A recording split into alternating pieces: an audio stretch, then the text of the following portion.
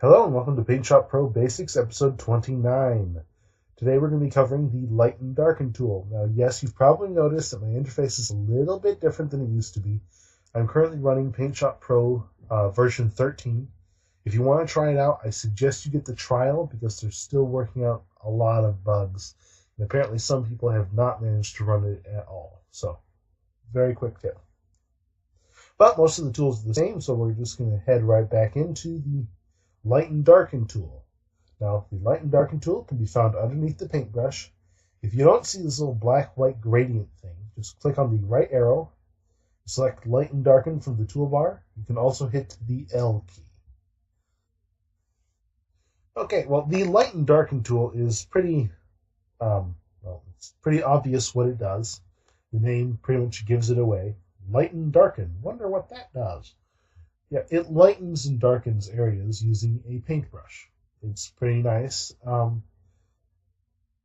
Just get right into it. There are three main settings that affect how this brush works. Here's the step, the opacity, and the mode. I want to get into all three of these really quick. Hopefully we can get through this very fast. First thing I want to go through is left mouse button lightens your image. Right mouse button darkens your image. It's closer to adding white or black than it is anything else. You can't darken a lighten portion and hope to get your image back. It's not going to work that way. So, just want you to be aware that you cannot undo your lighten with the darken option. Be careful. Another quick thing is that you can swap those keys if you prefer to darken with your left mouse button. You just come up here to swap mouse buttons, click that, and it'll change your functionality for you. Very quick, very easy. Now, brush strokes with the darken lighten brush actually build up over time. And this is going to be easier to see when I increase my step here. Light, and it just keeps building up. Now that's just a single stroke. That's not like multiple strokes like we've seen with the paintbrush and other things. This is a single stroke. You can build up multiple strokes. It's almost like erasing to a white. But that's that. Okay. The maximum amount that a single stroke can get is up to your opacity setting.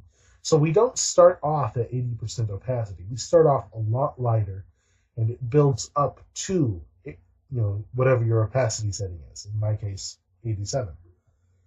Your step determines how quickly that the brush builds up. For example, a step of 54, very light, very slow build up. Whereas if I kick this down to like 5, very quick build up. So your step is very important in determining how quickly that maximum setting is reached. Okay, now they have a recommended setting of 10. That usually works pretty well for most people. Alright, so we've gone over our step and our opacity. Now we just have mode. Mode has two options, lightness and RGB. I'm going to make an assumption here because I have not found any real documentation on it, that lightness refers to the hue saturation lightness values, and RGB refers to red, green, and blue.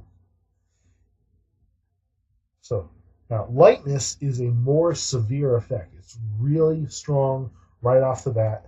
So if we come down here and look at that, very white. Now, using those same settings on RGB, take a look what happens.